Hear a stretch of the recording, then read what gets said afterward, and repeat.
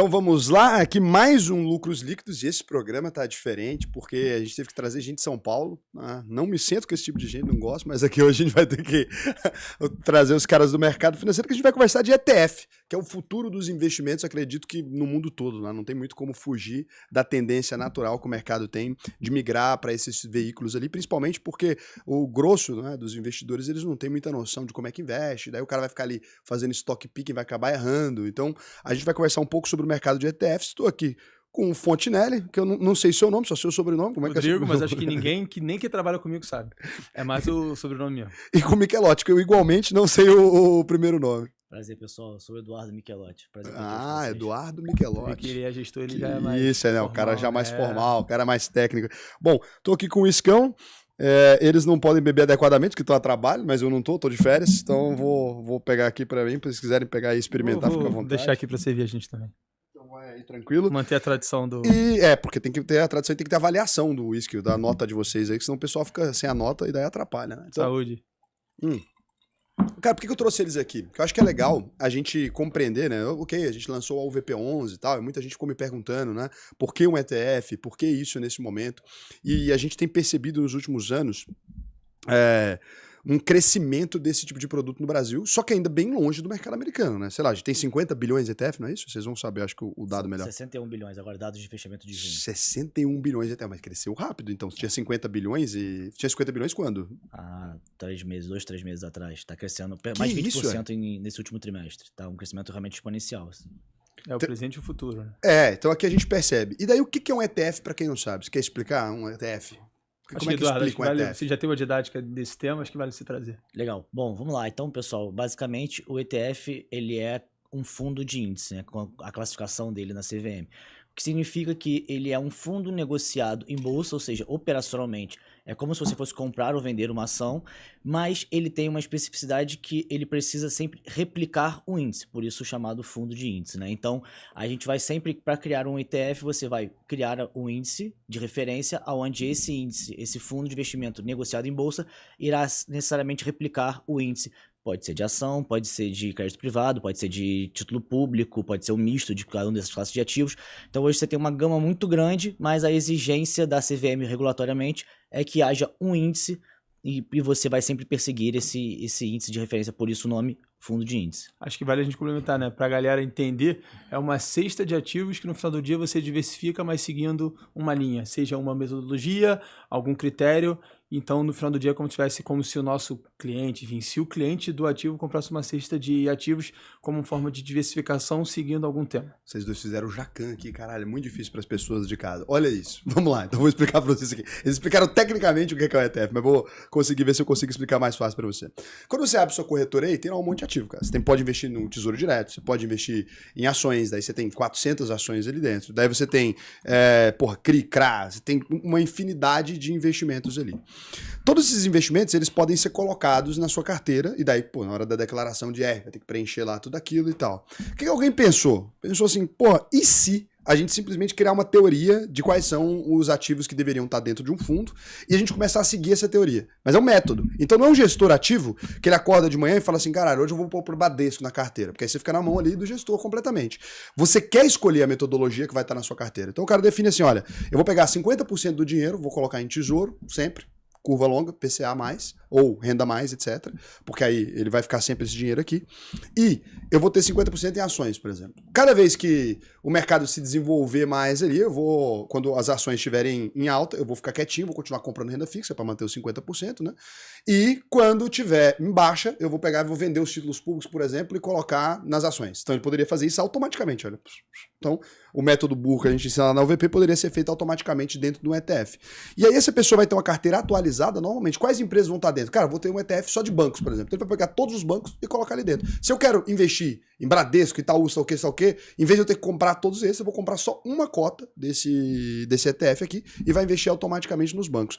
Com isso, você tem uma liberdade muito massa de montar carteira. Lá nos Estados Unidos, quando a gente olha, tem, sei lá, ETF de empresas geridas por mulheres, tem ETF só das empresas de farmacêutica, tem ETF de tudo quanto é coisa. Então tem tanto esses mais temáticos quanto esses mais amplos, né? Quando a gente fala aí do Ibovespa e tal. Qual que é o ETF que vocês acham, assim, mais estranho que tem na carteira lá, que vocês criaram juntos aí? Mais estranho, assim, estranho mesmo. Estranho. A gente, na verdade, hoje o BTG Asset, nós temos um pouco mais de 3 bilhões de ativos sob gestão e em 16 ETFs, né? E a nossa ideia sempre foi criar uma gama completa dos mais básicos generalistas até os mais temáticos e setoriais com alguma estranheza, né? E aí uma curiosidade, na verdade, é que o primeiro ETF que eu lancei foi em outubro de 2020, então vai completar 5 anos. E, na minha opinião, ele é o mais específico e tem um quê de estranheza aqui, na verdade, é que ele na época era a época que estava super aquecido o tema de ESG no Brasil. Então a gente lançou, ficou super famoso, o ESG acabou no Brasil, hoje não existe mais o produto. Então assim, eu praticamente guardo ele quase que como um souvenir aqui na nossa grade, ele não tem demanda mais, etc, porque foi uma coisa que passou no hype no Brasil e hoje em dia não tem, de fato, essa demanda do selo ESG. Cara, mas eu acho que nunca teve. Eu acho que isso aí foi um delírio. Foi uma coisa... Porque existia uma época, né, que o mercado financeiro ele cismou de ESG, sabe o quê? E o mercado financeiro é a coisa menos ESG, porque ninguém se importa, a galera quer muito mais dinheiro. Eu lembro que quando eu fui... fiz um vídeo também sobre empresas ESG, assim. E daí o vídeo, sei lá, deu 8 mil views, cara. No meu canal já era gigante. Então ninguém se importa, ninguém quer saber se a empresa é sustentável, sei lá, que a galera é meio doida. Então, é um produto que tinha tudo pra ter uma demanda, né? Mas eu acho que não tem muito. Esse é o produto então, mais estranho, tá lá. Como é que é o código dele, Tica? ISG, B de BTG 11. Então, Mas ele é didático. É didático. Do tema. É fácil de entender. Quem quiser o tema dá lá, dele. não é? Nossa, mas esse é um ETF específico. E que tipo de empresa ele investiu? Ele são ações, ele é bem generalista também, mas aí a metodologia que faz a empresa ser apta a entrar no índice ou sair do índice tem um nível de score ali de quantos pontos ela faz com métodos de ESG. O único caso emblemático que teve nesses 5 anos que existem o produto, não sei se o pessoal de casa vai lembrar, mas teve uma época que teve um problema com a empresa Carrefour, que teve uma morte no estacionamento que um segurança do supermercado Itaú acabou assassinando uma pessoa e tal, etc. Meu Deus. E aí, isso foi bastante noticiado na época, e aí pelo selo ESG, Carrefour permaneceu no índice Bovespa, mas no nosso ESG ele saiu. Então assim, foi o único caso que de fato teve algum nível de diferenciação. Fora isso, tem lá todas as empresas de petróleo, todas as empresas de produtores. Né? Era então, mais assim, ou menos uma coisa que tava ali... todas as empresas hoje em dia tem que ter ESG em algum nível, né? Então acaba que entra meio que tudo. Assim. Quase que um greenwash, né? Que é o termo americano, que é pra falar se todo mundo faz um pouco para poder supostamente se colocar como um selo ESG, mas não é a prática. E vocês estavam falando pra mim antes, tem um que vocês têm muito orgulho, parece que toda hora vocês falam dele, é o das debentures. Como é que funciona ele? Acho que esse é um produto super legal que nós lançamos há 3 anos atrás, então semana passada ele fez aniversário de 3 anos, que é o DEB11, D é BB11, DEB de debentures, B de BTG, né, então completou 3 anos agora. E aí, até antes de falar um pouco especificamente sobre o produto, acho que é legal a gente falar um pouco das vantagens, vamos chamar assim, da classe, né? Que aí a gente entra mais especificamente no produto DEB, que é hoje como funciona a regra do Brasil de ETFs, né? ETFs de renda variável, como é o caso nosso que nós lançamos aqui junto na semana passada, o OVP11, ele tem uma liquidez de D+2 e não tem IOF, né? Não existe come cotas e tem uma tributação de 15%. Quando você vai para o universo de ETFs de renda fixa, e aí não importa, pode ser um ETF de debêntures, pode ser um ETF de título público, de NTNB, como você comentou, de letra financeira, de letra LFT, não importa, títulos públicos. A liquidez é D+1 e ele tem diversas vantagens tributárias se você for comparar a um fundo condominial aberto, né? Então, alguns exemplos, né? Ele não possui OF, ele não possui come-cotas, ele não tem aquela alíquota regressiva pelo tempo que o investidor fica dentro do fundo, ele sempre vai ter um 15% de resgate no momento do resgate, de imposto de renda. Então, qual que é a grande sacada aqui que a gente teve há 3 anos atrás para poder lançar o DEB11? Era combinar toda a vantagem tributária que a classe de ETF te possibilita, com a alta liquidez, por ser uma liquidez de D+1, né? Se o investidor pedir solicitar resgate hoje, amanhã já está o dinheiro em conta. Você tem a diversificação que o Fontinelli citou aqui no começo do nosso papo. Por quê? Ao comprar a cota do ETF DEB11, que é um ETF de crédito privado, né? CDI+, que a gente chama, você não está comprando um percentual de uma debênture, você está hoje comprando 300 emissões, são então 300. Você diminui muito o risco também, né? É totalmente diversificação, totalmente pulverizado o risco, então e é super fácil, a facilidade, como você também bem explicou. E a rentabilidade é muito maior assim que a Selic? Tipo, fica quanto? É muito maior. Hoje em dia, os primeiros 6 meses desse ano, de 2024, né, já falando até o dado de 30 de junho, a gente falando em percentual do CDI, 120% do CDI, então, ou seja, 20% acima da Selic. Como que fica a cota? Porque assim, eu tô tentando entender aqui de um lado, você vai saber me explicar mais tecnicamente. É assim, lá dentro tem as dívidas têm um valor específico, né? Que é o ETF de renda fixa. Fica valendo o volume, a negociação que as pessoas estão precificando a mercado nele ou fica valendo o valor das dívidas? Não, então, como funciona a marcação, nesse caso especificamente das dívidas? O DEB11, vamos pegar ele como exemplo, ele tem lá 300 ativos, 300 emissões dentro, e o investidor vai comprar aquela cota no preço do home broker dele ali, ou da corretora que ele for negociar, no preço do momento ali ao longo do dia, né? Então, o que significa? Existe a cota patrimonial, que é o preço real dos valores dos ativos que estão ali lá dentro, né?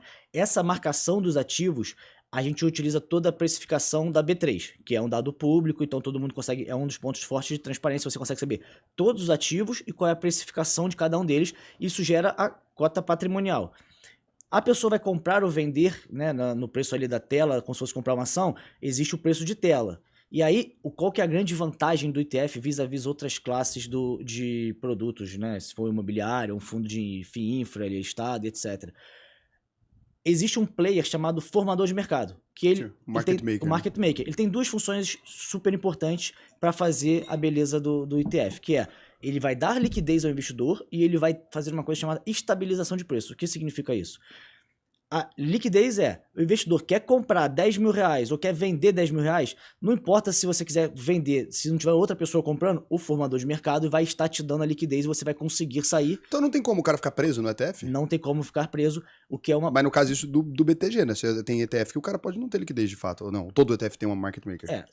Todos do BTG têm market maker. Existem outros ETF de outros gestores que ele pode não contratar o serviço de um market maker, o que, ao meu ver, é ineficiente, porque isso é uma das grandes vantagens da classe, né? Então, todos os nossos 16 ETFs do BTG temos o market maker justamente para dar a liquidez necessária, seja para você comprar ou seja para você vender, e mais do que isso, que aí é o ponto da sua pergunta anterior, que é a estabilidade de preço. O que significa?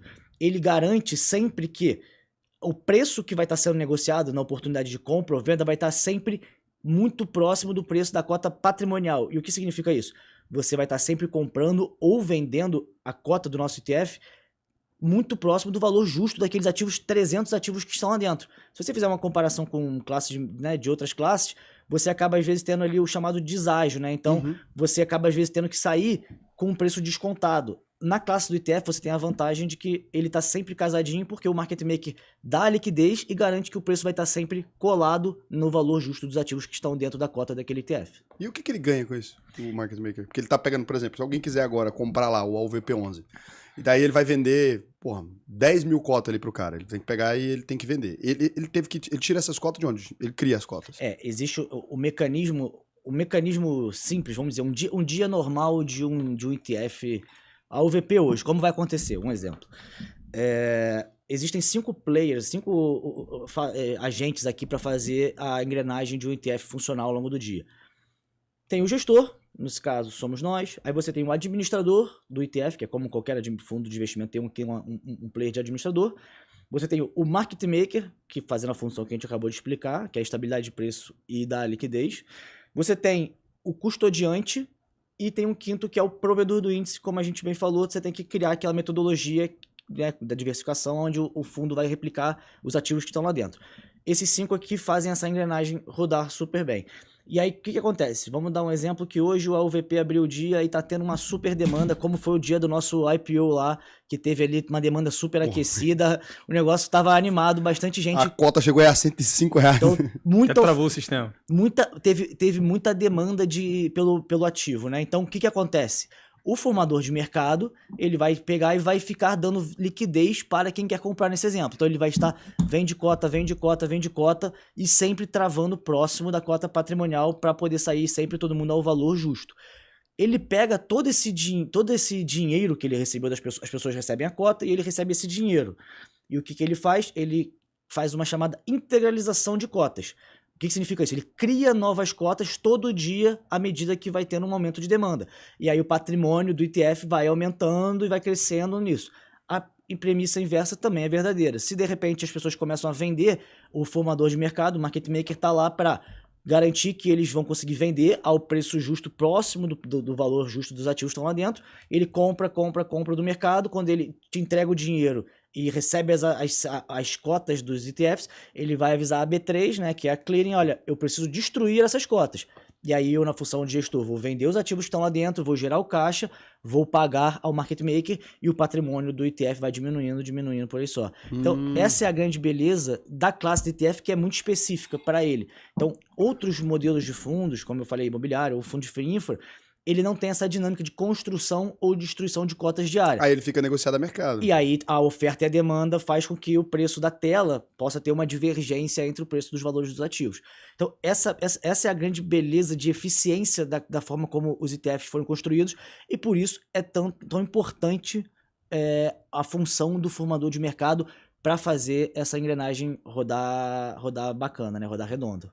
Por que vocês acham que o mercado brasileiro não se desenvolveu para os ETFs, assim? Porque, cara, nos americanos, quando a gente vai conversar, é até difícil você encontrar gente que faz stock picking, assim. A maioria das pessoas prefere negociar por ETFs, assim, tantos canais de investimento lá.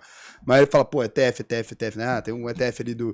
Não só o S&P 500, mas aí esses mais específicos. Então, acho que tem mais de 4 mil ETFs, né? Um trem bem doido, assim. E tem trilhões, né, de valor de mercado ali. Tá tudo dentro dos ETFs. Por que aqui a gente desenvolveu menos esse braço? Não tinha, até pouco tempo atrás quase não tinha ETF, né? Tinha uns 10 ETFs no Brasil. Sim. Daí foi de uns 3 anos pra cá que deu uma explodida, assim. Por que será que a gente tem essa característica de não... Legal. Bom, fazer um paralelo com o mercado americano, mas isso também se estende para todos os outros mercados desenvolvidos. Se você olhar o mercado europeu, ele é bem parecido com o mercado americano, e o mercado brasileiro está bem atrás, mas acho que a gente está no caminho para começar a se desenvolver e chegar lá. Então, contar um pouco aqui como é que eu vejo essa evolução do mercado americano e onde a gente está hoje aqui no mercado brasileiro, né? Se você for pegar no mercado americano, alguns dados importantes, e até pegar o gancho do seu comentário, Raul. Hoje existem quase 5 mil, são 4.800 e alguma coisa ETFs no mercado americano. É quase que aquela tabela periódica, assim, da aula de química que porra, você vai ver lá. Então significa, o cara olha assim, um pouquinho mais de volatilidade, um pouquinho de perfil de mudança de ativo. Você tem uma gama gigantesca de possibilidades, você consegue literalmente investir em qualquer perfil da sua estratégia de alocação através do ETF, através desses quase 5 mil ETFs que existem no mercado americano, que é onde eles se desenvolveram, né? Mas aonde começou isso, né, na prática? Se você olhar ali até 2007, o mercado americano de ETFs era praticamente inexistente, tá? Então como a gente está hoje aqui no mercado brasileiro, fazendo esse paralelo. O que aconteceu de 2007 para cá? O mercado americano nesse período ele era totalmente concentrado nos chamados hedge funds, né? Que são aqueles fundos de 2,20 que o investidor paga a taxa de performance sobre o que ele chama de marca d'água, ou seja, a última performance que ele pagou, se tiver acima daquela cota no período que for pago a performance, ele vai lá e paga os 20%. Essa era a dinâmica de um fundo do ecossistema de investimentos no mercado americano. Fundos de gestão ativos, dos hedge funds, pagando 2,20. O primeiro grande evento foi em 2008. O que acontece em 2008? A crise no mercado americano, né? E aí qual que é a grande luz amarela que acende ali? Vários desses investidores do mercado americano começam a se questionar e falam, pô, peraí, eu tô pagando uma taxa alta de 2% e os meus fundos aqui que eu tô alocando não necessariamente estão performando melhor do que os principais índices da indústria, seja o S&P 500, seja a Nasdaq, né, que é mais focada em empresas de companhias de tecnologia, seja índices de renda fixa, não importa. Começa-se a gerar um questionamento se faz sentido necessariamente ele estar 100% da carteira dele alocada naquele perfil de fundos de investimento. Então, isso é uma primeira luz amarela que acontece ali ao longo de 2008, 2009 por conta de uma questão de performance versus os principais índices da indústria. E o segundo grande sinal amarelo que acontece, que acaba se tornando um sinal vermelho para os fundos, né, tradicionais e um sinal verde para a classe de ETFs, acontece em 2011, que é o chamado o marco regulatório do Form Advisor 2011. O que significa o Form Advisor 2011? Até então, o mercado americano de investimentos ele era bem parecido. O mercado brasileiro se desenvolveu muito parecido com o mercado americano. O que são isso? São assessores de investimento no mercado americano plugado em corretoras e aonde ele recebe o modelo de receita de rebate. Ou seja, quanto maior, qual foram os perfis de investimento de ativos que ele for sugerir ao investidor dele, ele naturalmente vai ter parte daquela receita da taxa de administração como rebate, como receita. Esse é o modelo que foi desenvolvido para o mercado americano até ali a partir de 2011. com esse marco regulatório, é um marco do Form Advisor 2011, que ele dá transparência para os investidores, o que cada player desse ecossistema recebe dessa taxa de investimento que ele está pagando. Então é basicamente o que aconteceu no Brasil agora. Perfeito, Raul, exatamente, essa é a analogia. Então o que acontece em 2011? O investidor começa a saber quanto que da taxa de administração que ele paga, quanto que é o gestor, quanto que é o administrador, quanto que é o custodiante, quanto que é o assessor dele está recebendo. E aí, dá essa transparência, começa a se gerar um questionamento e surge o protagonismo do papel do advisor. O advisor é uma proxy do consultor CVM aqui hoje no Brasil. O que significa? Ele não está plugado necessariamente a uma única corretora, ele pode vender todo e qualquer perfil de ativos para o investidor dele e ele não recebe mais o rebate. Ele acaba Igual recebendo o fee-based, igual ao VP. Ele recebe um fee-based, que é ali para poder fazer a alocação de modo eficiente, mais eficiente possível para o investidor dele. E o que significa isso? Os ETFs começam a ter um super protagonismo a partir de 2011. Por quê?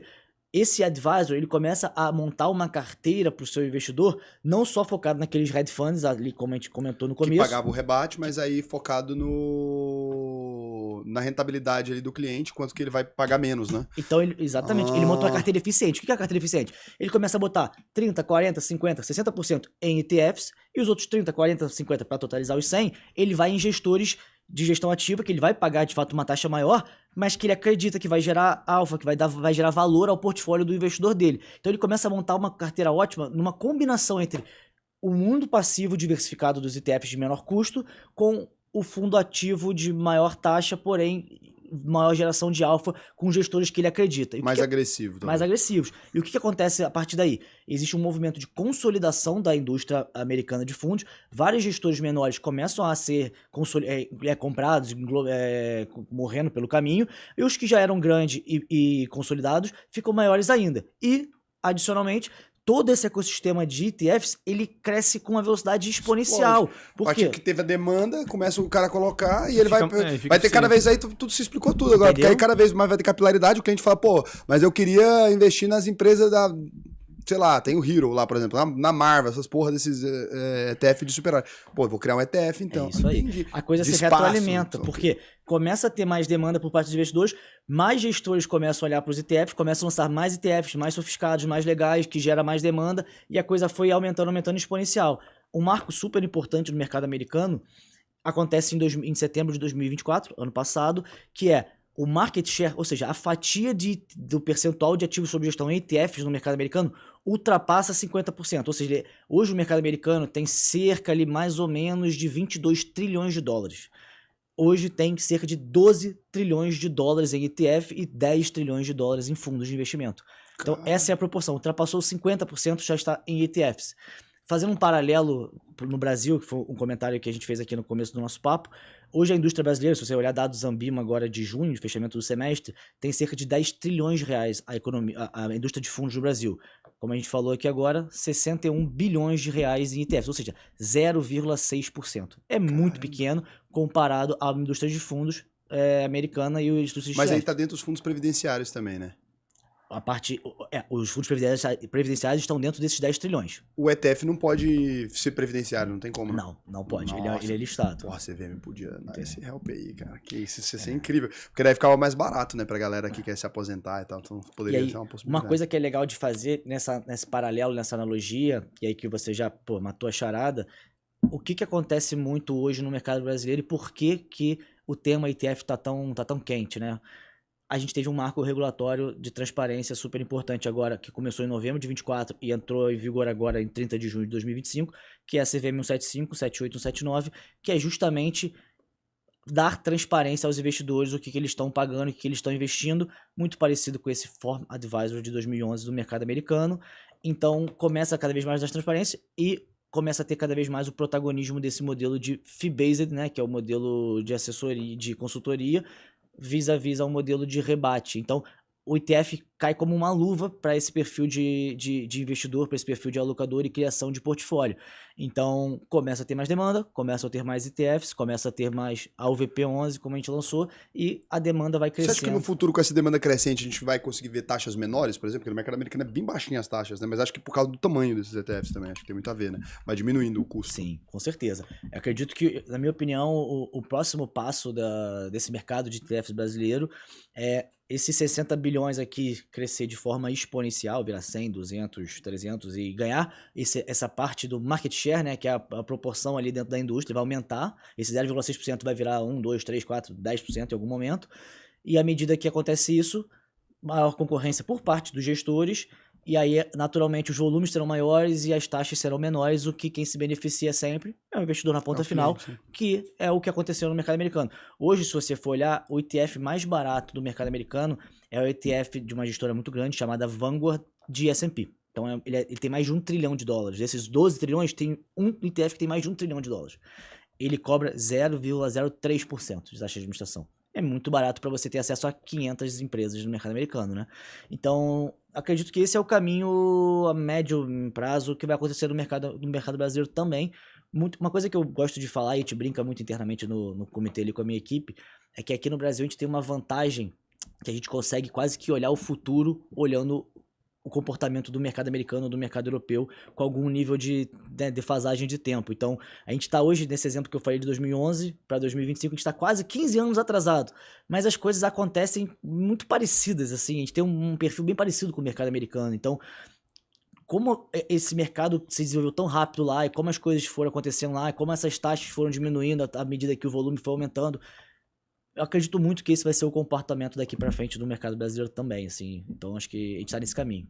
Eu acho que, Ian, ideia do adicionar, eu acho que a gente ainda tem uma vantagem, além de tudo que o Michelotti falou, que é o seguinte: você não precisa ficar limitado aos ativos no Brasil. Quando a gente cria e pensa em novos ETFs, a gente não está olhando só para o mercado brasileiro. Então, hoje, eu acho que o brasileiro ele tem tido uma educação financeira de aprender a também investir a grana dele fora do país. Então, a gente também está pensando em criar veículos e ativos e novos ETFs, olhando para a tese lá fora. O que deu certo lá fora? O que a gente tem? Hoje a gente fala que a nossa bolsa, a gente mesmo, né, fala, você bastante fala, cara, o nosso índice, o nosso AVP11, ele é muito concentrado em bancos. Por quê? Porque a gente tem pouca representatividade de outros setores na bolsa brasileira. Mas quando você olha para o mercado lá fora, você tem mais representatividade de companhias. Então, quando a gente pensa em novos produtos, a gente também pensa em poder dar acesso aos investidores de teses que não tem empresa brasileira fazendo.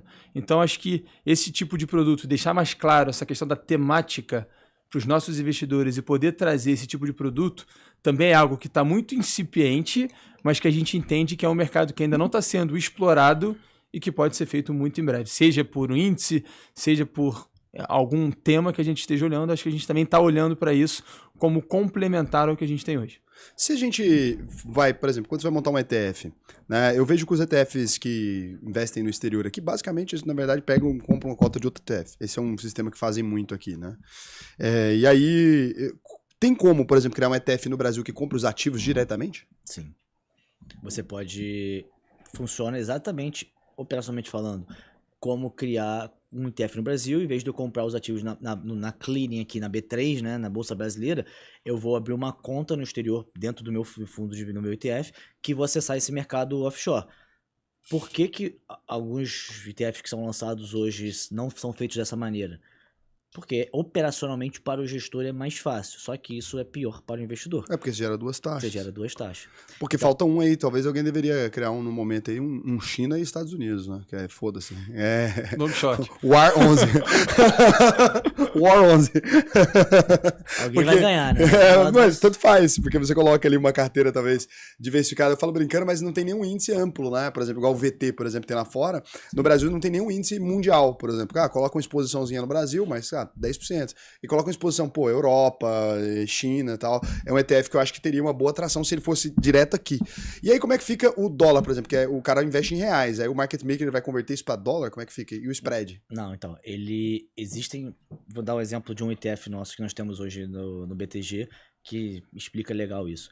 Nós temos um ETF chamado GENB11, GENB11, que ele é, por exemplo, o único ETF hoje do Brasil que ele é composto por BDRs. Então, o que são BDRs? BDRs são recebíveis de companhias americanas aqui. Então, eu estou negociando no mercado brasileiro um recebível de uma companhia americana e eu trago a rentabilidade, né, da ação daquela companhia, mas com a exposição cambial. Eu trago com a exposição cambial também. Então, por exemplo, nesse caso, eu quis fazer uma coisa de dar acesso ao investidor brasileiro que quer entrar nessas principais companhias de crescimento, né? Tecnologia e crescimento. Então, mercado de semicondutor, aí tem NVIDIA, mercado de tecnologia, Apple, Google, Amazon, Netflix, Oracle, aí meio de pagamento, Mastercard, Netflix, então, Visa. Então, você monta ali um ETF que o investidor pode comprar aqui no Brasil, que você vai dar acesso a todas essas principais companhias com grande potencial de crescimento lá fora e trazendo com a exposição Mas aí via cambial. BDR, tô falando via direto então, em se estoque. a exposição permanece igual, porque como você tem a exposição cambial, como é que funciona o market maker, seja nesse exemplo, ou seja se eu comprar lá fora as ações? Não tem problema, a mecânica do formador de mercado vai ser igual. Ele vai olhar e vai falar o seguinte, deixa eu ver como está o comportamento hoje das ações mais a variação do dólar frente ao real naquele dia. Aí ele vai pegar, ele tem um robozinho, né? O formador de mercado para qualquer produto, ele faz o seguinte, como é que é o valor da cota patrimonial do dia anterior ao que vai começar a negociação de hoje? Ah, então a cota está valendo no patrimônio R$100. Como é que eu vou botar lá a minha oportunidade de compra e venda para dar liquidez e estabilidade de preços, como a gente explicou aqui, que é a função dele? Eu vou pegar a cota patrimonial do dia anterior, mais a minha estimativa que o market maker fica calculando toda hora ali ao longo do pregão, ao longo do dia, para ele ser o mais assertivo possível. No caso de ETFs que tem exposição cambial, que compra ações lá fora, né, ou de BDRs que também tem essa mecânica, ele vai pegar o valor toda hora que está acontecendo das ativos, mais a valorização ou desvalorização do real frente ao dólar, a combinação desse basket ali, dessa cesta de ativos, mais a variação cambial, vai gerar uma estimativa do robô do formador de mercado, que ele vai dizer, então começou o dia a R$100, hoje esse pool aqui, mais a valorização cambial, está dando 1%. Então ele vai dizer que, ó, eu estou vendendo para você, Raul, investidor, R$101, que eu valorizei 1%. Mas então não tem um spread, por exemplo, na hora Ele coloca sempre um spread simbólico que é para poder dar a oportunidade para o investidor de compra e venda e sem, vamos dizer... Não, falando do spread do dólar específico, não tem... Não, ele não tá fazendo ele não hedge, coloca o spread do dólar. Ele fica sempre... Ele faz o hedge do que ele comprar de você. Então, se você pensar financeiramente, tirando o risco Brasil, ele é mais eficiente, se a gente criasse, por exemplo, um ETF que divide investimento global, por exemplo, ele é mais eficiente que mandar dinheiro para fora e investir diretamente, se você pensar no sentido financeiro. Financeiro, sim, com certeza. Caralho. Porque, qual que é o ponto? Ele, em vez dele comprar... Qual que é a grande vantagem, né? A gente faz estudo em grandes volumes, né? Somos os clientes institucionais, no final das contas. Se o cliente pessoa física for mandar um dinheiro para fora, ele vai receber um spread ali, uma taxa de quase 1%. Pô, nós vamos ter que fazer o UVP internacional agora, entendeu? Cara, porque faz muito sentido. Porque daí, nossa, é uma delicinha, mano. Tem que fazer um internacional. E pensa, a gente pode fazer produtos que tem isso que o Michelotto falou, de que são produtos dolarizados, que a gente chama, ou seja, vai só ali refletir o valor daquelas empresas em dólar, tá? Então ele vai refletir aqui, então ele inclui inclusive a variação cambial, ou seja, se o dólar ficar mais caro, o cliente que tiver aquele papel, ele vai ter uma valorização dentro daquele papel. Agora, se por acaso o cliente acha que o dólar vai cair e que faz sentido, ele só quer ficar exposto a Apple, Google, Amazon, NVIDIA e tudo mais, mas ele acha que o dólar vai cair, a gente pode, inclusive, fazer um produto redeado em dólar, ou seja, você só vai ficar exposto à variação dos preços daquela companhia. Se você acha que o dólar vai cair, se a gente acha que o dólar vai cair, a gente faz um produto redeado e aí tem, pelo formador de mercado, a gente compra o dólar, no final do dia o cliente vai ficar exposto só à variação do preço dos ativos. Se o dólar subir ou se o dólar cair, que no final do dia é meio que uma suposição, e ele não quer ficar exposto a isso, ele fala, eu acho que a NVIDIA vai porrar, eu acho que o Google vai continuar crescendo, mas eu não sei para onde o dólar vai, então beleza, a gente faz um fundo ETF redeado, que não fica exposto à variação cambial, no final do dia só fica exposto àquela tese. Hoje em dia, Raul, dá para fazer os dois. Que doideira. Então, se a gente fosse, por exemplo, criar um ETF, seria possível. Eu pego as maiores empresas, americanas ali, algumas das maiores empresas chinesas também, algumas das maiores empresas europeias, criam ali um pool e foi. E fica exposto as moedas ao negócio e tudo. Aí você fica entendendo. Via uma cota e acabou. Delicinha. Aí você tem que só deixar Isso aí. claro pro teu investidor o que a gente sente muito na ponta, assim, olhando do ponto de vista do cliente. Quando ele compra um produto dolarizado e valoriza ou desvaloriza, ele não sabe diferenciar o que é valorização ou desvalorização do dólar para valorização e desvalorização dos ativos. Não, e quando nosso é um produto público é dolarizado, bem profundo. A galera já entende de investimento, assim, então é mais fácil pra gente. Por isso que eu falo. A galera entende bem da estrutura. Então, hoje em dia, muita gente, a gente tem alguns clientes nossos que querem se expor diretamente lá fora para proteger, né, o próprio patrimônio da lei brasileira e tal. Então, tem uma galera dessa. Mas tem umas pessoas que o cara quer se expor aos ativos, mas não quer fazer isso. Ele não quer, tipo, mandar dinheiro pra fora, né, rolê, daí tem que declaração de R, que tem que fazer um puta preenchimento. Então, principalmente meus clientes que passaram dos 45 ali, o cara fala, nem fudendo que eu vou fazer isso aí, Raul, não vou. O cara compra ali uma cota do IVV aí, né, aqui, listado no Brasil mesmo. Qual que é o concorrente do IVV B11 aí?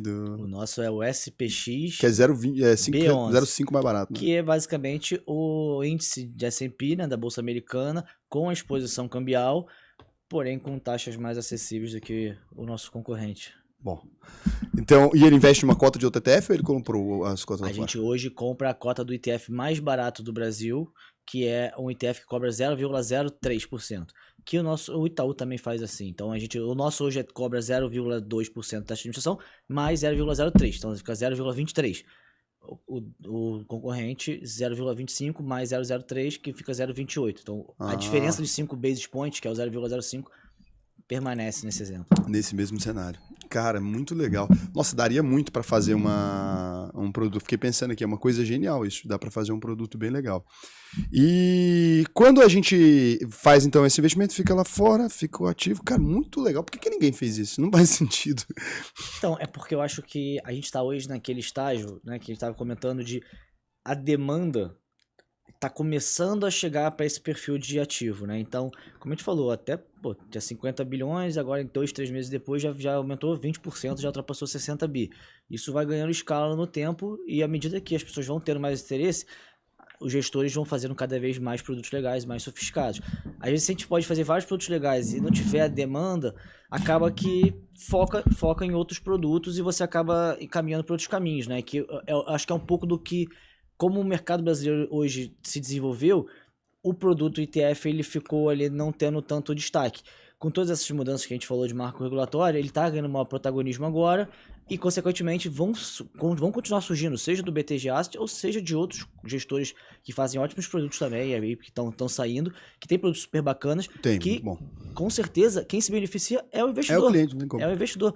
Porque vão ter mais produtos, aí como você bem comentou, a maior concorrência faz com que as taxas vão diminuindo no tempo, e somente quem ganha são os investidores com ótimos produtos e baixas taxas. E o contrário, vocês já pensaram? Porque assim, a gente atende muitos alunos aqui de Portugal. A gente tem no canal também muita gente, assim, é uma galera, assim. Pelo menos uns 10 mil lá dentro da UVP são portugueses. E também tem os brasileiros que deram saída definitiva, então tem uma galera lá fora. E a renda fixa brasileira é muito atrativa. Vocês já pensaram, por exemplo, em listar o fundo de debênture lá fora? A gente já pensou, existe um certificado, igual esse exemplo que eu citei do BDR para as ações, existe uma coisa chamada AMC. ADR, né? Tem a ADR, que é para ações, mas para você fazer produtos de ETF, você pode fazer uma AMC, que funciona como se fosse uma ADR, ele é um certificado que você negocia como se fosse em bolsa, você tem a rentabilidade do ETF lá fora, igualzinho, funciona exatamente igual e é super simples operacionalmente. Mas o caso de ETFs de renda fixa, pegando esse exemplo, seja de NTNB ou seja de crédito privado, que foi o seu ponto, o investidor não residente, seja ele português ou seja ele um brasileiro que alterou a residência fiscal dele, né, e está em outro país pela residência fiscal, ele hoje tem uma super vantagem em investir diretamente nos ETFs aqui no Brasil, que é o seguinte: além de todas as vantagens que existem, que a gente comentou aqui para ETFs de renda fixa, ou seja, pela vantagem tributária de não ter IOF dentro de negociação em até 30 dias, você não ter antecipação do imposto de renda, que são os come-cotas, né, que acontece semestralmente em maio e novembro, e fundos condominiais, você não tem isso nos ETFs, e você não tem aquela alíquota regressiva do imposto de renda, é sempre 15% no período do resgate. Fora isso, quando você fala de investidor não residente, ou de brasileiros que alteraram sua residência fiscal, ele não paga imposto de renda, então é um produto isento. O que eu quero dizer com isso? pegando novamente o exemplo do DEB, que é o de crédito privado que a gente citou aqui, que tem uma diversificação de 300 ativos e roda 120 do CDI.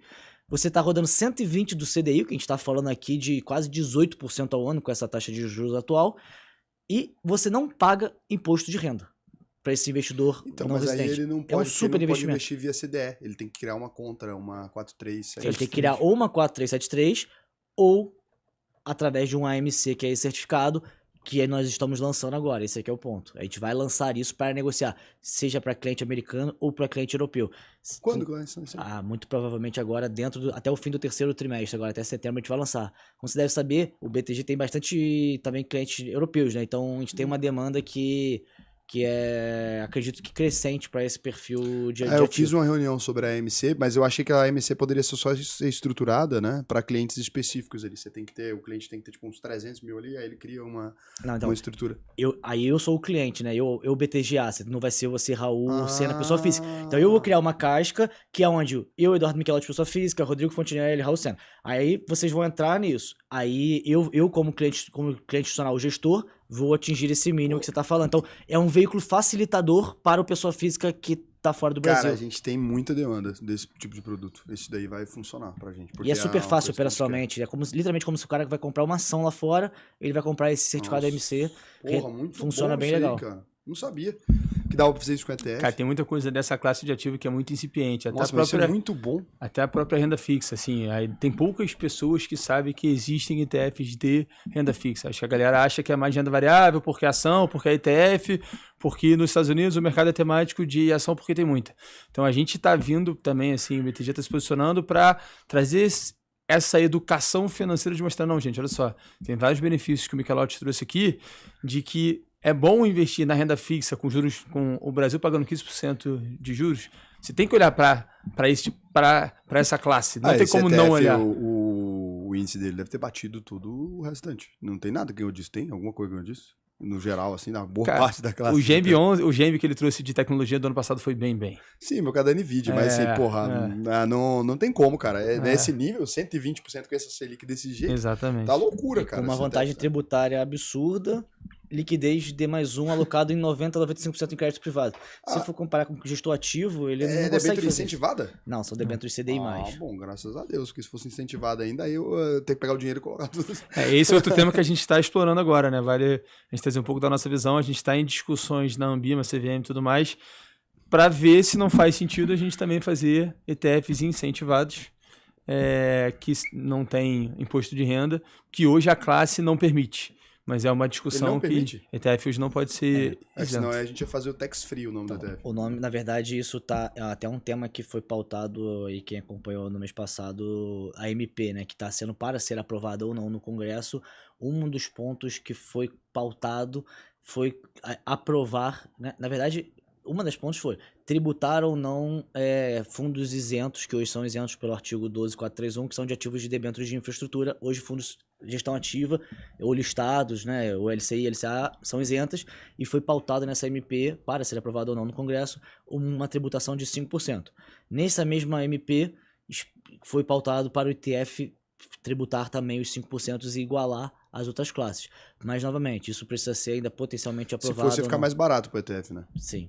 Porque o ETF paga 15, né? Aí você iguala a tributação, só que você tem todas aquelas outras vantagens que a gente já falou, de você liquidez D+1, você ter ali o formador de mercado te dando liquidez, você, então, Nossa, assim, seria bom, hein, cara? Então isso tá sendo a discutir, né? Tá sendo pautado no Congresso, eles têm aí mais 3 meses para poder aprovar ou cair a MP. Então acho que é aguardar para ver como é que isso vai se comportar aí nos próximos meses no Brasil.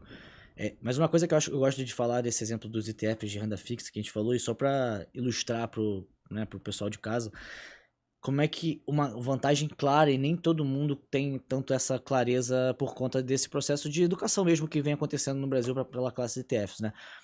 Inflação. Acho que inflação faz parte da carteira de grande parte dos investidores no Brasil, né? E cada um vai ter uma convicção de qual o percentual disso, né? Se mais ou menos, ou se você está na inflação na parte curta da curva, geral, ou na parte longa. Aí tem um perfil ali de análise onde cada investidor, né, e vai interpretar da melhor maneira, vai ter o seu jeito de investir, mas em algum nível todo mundo acho que olha um pouco para a inflação, e o ativo mais óbvio sempre é a NTNB. E hoje você no Brasil, você tem 3 mecanismos de você fazer esse perfil de investimento, que é através de um ETF de NTNB, através de um fundo passivo de NTNB ou através da NTNB diretamente, certo? Quando você faz essa comparação das possibilidades que você tem para trazer inflação Brasil para sua carteira, hoje o menos acessado disparado são os ETFs, por conta desse processo de talvez desconhecimento e processo que está acontecendo.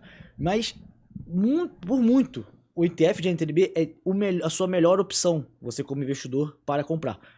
Explico por quê. Fazendo um paralelo com esses 3 perfis de investimento. Vamos lá. Se você olhar o fundo passivo de investimento, como é que é o perfil de tributação de um fundo passivo de investimento?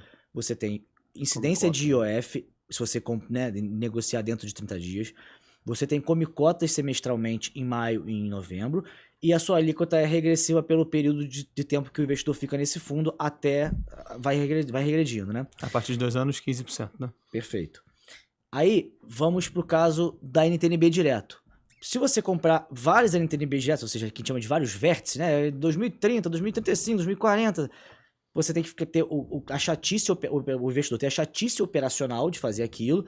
E quando tem o pagamento do cupom, ou seja, ele recebe parte do principal que ele investiu, mais um ganho. Esse ganho que a NTNB pagou ali no cupom é tributado. Nos juros semestrais, sim. E o principal, o investidor precisa ter aquela chatice operacional de ficar reinvestindo se ele tiver interesse em manter a proporção dele ali dos investimentos. Ou ele compra o que não distribuiu. Aí ele vai comprar bullet.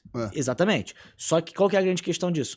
Os spreads são infinitamente maiores. Se você comprar uma NTNB Bullet hoje, um cliente pessoa física, né, assim, em volumes menores, a taxa que ele vai conseguir negociar isso, ele vai pagar um spread relevante.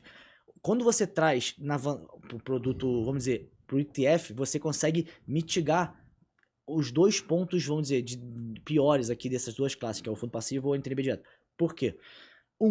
Novamente, você não paga IOF, não importa o prazo de negociação, você não tem comicotas e você sempre vai pagar 15%. Já está direto na menor taxa. Já está direto na menor taxa.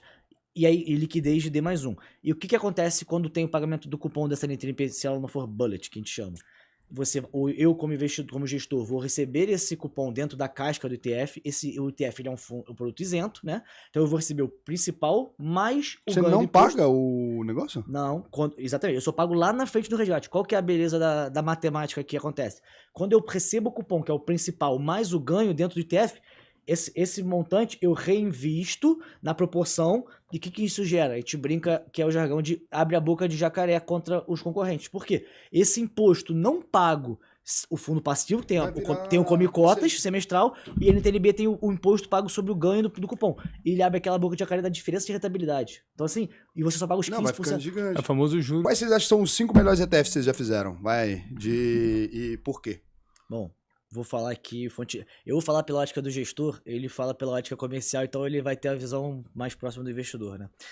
Pra mim, na parte técnica ali são produtos, né? Acho que já falamos aqui bastante, o meu queridinho é o DEB 11, porque eu acho, como eu falei, assim, tem 3 anos de histórico, já passando por alguns momentos de crise do mercado de crédito. Então, pegamos ali primeiro trimestre de 2023, que foi o evento da Loja Americana, chacoalhou o mercado demais de crédito, ele suportou muito, muito bem, foi melhor do que grande parte dos fundos de gestão ativa, ele tem pela questão de diversificação, e ele não tinha Loja Americana na carteira. Então, desde 3 anos já de retorno, de histórico, né, ele dá 108% de retorno, tendo pegado chacoalhos como esse, se você pegar esse ano, 120%, então assim, é muito diversificado, tem todas as vantagens que a gente já falou bastante tributárias, a alta liquidez de D+1, ele é, muito, muito legal. Sou realmente um fã e um investidor na física, realmente, nesse produto. Acho que esse é o meu queridinho, assim. O segundo, aí também ainda um pouco na ótica de crédito privado, nós lançamos há 3 meses atrás o MARG 11, que é o MARG, MARG 11. E por que o ticker é MARG 11, né? Foi o maior IPO da história da Bolsa Brasileira de ETFs. A gente fez uma captação primária de 250 milhões. Hoje ele tem 340. Que isso? Hoje ele tem 340 milhões em 3 meses de vida, né? Qual que foi a grande beleza desse produto? Em dezembro de 2024, ou seja, 6 meses atrás, a B3 passou a aceitar debentures como margem em operação de derivativo. Então, quem opera aí em casa derivativos, né, e chama margem, qual que é o grande padrão hoje da indústria? A pessoa vai lá e coloca LFT na maior parte das vezes como margem, né? Só que, como a B3 passou a aceitar debentures CDI+, como margem, qual foi a grande sacada? Eu falei, B3, vamos fazer um produto legal que é o seguinte, vamos criar um índice, porque como eu falei, regulatoriamente precisa ter um índice para eu fazer o ETF, que vai ser composto 100% pelas debêntures que são aceitas como margem. Consequentemente, o ETF que eu vou gerir vai comprar tais debêntures e a cota do meu ETF, desde o IPO, desde esse primeiro dia de cota de negociação, ele é aceito como margem porque todos os papéis que estão lá dentro são aceitos como margem de debêntures. Caraca. E a parte mais bacana, se você for olhar qual é o haircut, ou seja, quanto que ela, né, que ela corta do valor que você coloca lá, se você botar, por exemplo, R$100 como de uma debênture em margem, o haircut é o quanto que ela vai descontar, ou seja, se você tiver um haircut de 30%, ela considera que cada R$100 que você bota, você está alocando de fato 70. É assim que funciona o mecanismo de risco da B3 para você alocar um ativo em margem, né? Em média, as debêntures individuais lá, ela fica tendo um haircut de 30% a 50%. Quanto menor for o percentual, maior é a eficiência, maior é a alavancagem que a B3 está te dando, certo? A cota do ETF Margem 11, o haircut é de apenas 20%. Por quê? Pelo quesito óbvio de diversificação. Hoje ela tem ali mais de 35 debêntures dentro do ETF, ela diversifica e traz essa eficiência. Então, qual que é a grande beleza do Margem 11? A minha ideia foi ter criado um instrumento para poder estar, seja para o investidor pessoa física, seja para o investidor institucional, uma ferramenta que vai rodar acima da LFT, então hoje ele roda na casa de 110, 112% do CDI, gera um alfa na carteira do investidor, pessoa física ou institucional. Você traz uma diversificação de trazendo 35 papéis ali AAA, né, super, com uma nota de rating super alta, e que a B3 aceita como margem, então a cota do ETF também aceita como margem. Então, ele traz uma solução de uma dor. Isso é uma eficiência para um cara que tinha muito. É o que a gente tava falando da caixinha aí, por exemplo. Entendeu? O caixinha é o Então, eu tenho um super orgulho dele porque... Muito bom. É porque ele é utilitário. Ele é utilitário, ele é uma ferramenta. Esses são os dois de crédito privado que hoje nós temos. Aí a parte de NTNB, eu acho que, como você falou, acho que é quase que assim, uma eficiência tributária absurda, quase que todo mundo deveria olhar e ter... Mas faz muito sentido, e a gente tem todas as partes da curva, então a parte que quer ficar na parte curta da curva, de forma geral, ou na parte ultra longa da curva, a gente tem as opções para todos os investidores. Então, de forma geral, os NTNBs eu acho que são produtos super, super bacanas. Vou puxar aqui, né, pro nosso lado, e por último, eu acho que a UVP também é um produto que eu tenho muito orgulho de fazer aqui, que nós fizemos a 4 mãos, porque eu acho que foi, assim, do começo ao fim, a parceria foi nota 1000, acho que a gente fez um produto eficiente, um produto com a metodologia inovadora, que não tem de fato hoje no Brasil algo parecido com um perfil mais fundamentalista, e que vai de fato trazer uma inteligência e uma facilidade para o investidor com todas essas vantagens que a gente já está falando bastante aqui. Então eu focaria, assim, dos que eu tenho mais orgulho, vamos chamar, essa parte do renda fixa, porque é muito inovador e tem pouco ou quase nenhum. Nós somos o único investidor de crédito privado. Eu mesmo, cara, eu nunca tinha prestado atenção nos de renda fixa. Eu tô aprendendo dos ETFs de renda fixa com você aqui agora. E, tipo assim, sei lá, você tá fazendo as coisas do jeito que você já tá fazendo, você tem um costume. Você pensar bem, um ETF de debênture, cara, pra maioria dos investidores, ele seria melhor do que a debênture direta. E, tipo assim, tem uma eficiência em vários aspectos. Eu falo na hora de declarar o IR, declarar IR de debênture é um saco, sabe? Eu tava aqui pensando agora, na logística da minha própria carteira mesmo, eu tenho uma infinidade de CRA, debênture, caralho, um tempão lá. E assim, ok, o que você tá buscando é isso mesmo, um 120, um 122 do CDI, você não vai pegar muito mais que isso também, assim, sabe? Porra, que... Cara, tem mais legal, umas cara. que a gente, o Michelotto não falou, acho que eu concordo com ele. Papo, né? Eu concordo com ele, mas eu queria, aquele papo é meio blasé. Mas já teve um que ele não falou que eu acho muito legal e do ponto de vista do cliente faz total sentido, que a gente lançou recentemente, é o DOL B11. A gente fez um ETF de dólar. Qual a vantagem dele? Ele não tem POF, tudo que a gente já falou, repetiu 20 vezes, mas você consegue comprar pelo preço de tela. Então, o cliente hoje, quando ele vai comprar dólar, ele toma aquele spread de qualquer banco que ele compra pelo dólar de turismo, enquanto que você sabe que existe o dólar comercial, que é um dólar mais barato, que é aquele de trade. O DOL B11, ele traz esse ponto. O cliente pode dolarizar parte da carteira dele, comprando um produto vinculado ao dólar, pagando o dólar comercial. Isso é bom pra quem vai viajar, cara. Então, aí você consegue dolarizar parte da carteira e proteger pro cara. Mas, pô, você vai viajar, isso aí, se vocês fizeram o marketing certo, bomba. Porque, assim, ó, o cara vai viajar em novembro, aí ele vai pros Estados Unidos.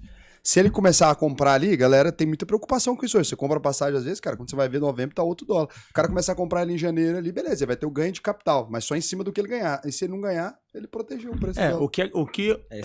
o que a turma faz hoje é já mandar para algumas plataformas, inclusive para nossas, para já dolarizar parte daquele Não, patrimônio. mas não é a mesma coisa, É porque diferente. o cara tá pagando o spread de cada envio e tal, Exatamente, e ele essa é a melhor ele diferença. fazer tudo de uma vez no dia de viajar e ele vai pegar o dólar ao valor, né? Então não, Ele pode ir travando mais ali prático, de acordo. É muito mais prático você imaginar. Eu penso como veículo. Sim. Tipo, pra viajar, hoje em dia, eu converto o dólar direto, mas você deixa ele lá mofando na conta ali, você tá com a exposição ao dólar direto, só que você já pagou o spread e tudo mais. Se você for segurando até o final ali, você vai fazer uma movimentação maior. Por exemplo, quanto mais dólar você compra de uma vez só, menor é o spread. Exatamente. Então, esse é um ponto. É um útil. Então, esse, assim, E acho quanto que ele cobra de ADM? 0,4%. Ah, é bom. é bem menor, porque quem não sabe é que quando você pega o dólar é bem maior do que É maior. 0,4, né? Então ele é bom. É um bom veículo. Isso é legal. Então, acho que Você assim, pode comprar ou vender, né? Você quer estar comprado em dólar, você quer estar vendido em dólar, Ah, você isso serve pode pra hedge também. serve pra hedge, porque você pode, a cota de um ETF, isso é legal avisar, né, Ah. quem tá nos ouvindo aqui. Você pode comprar ou você pode vender a cota de um ETF.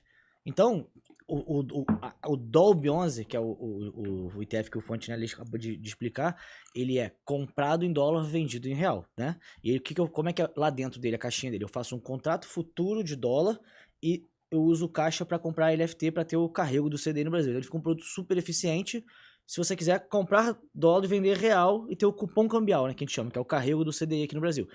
Se porventura você quiser, eu quero vender o dólar para fins de hedge, você vende a cota do ETF. Então ele te dá a possibilidade dos dois movimentos e, mais do que isso, quero comprar de manhã e vender à tarde.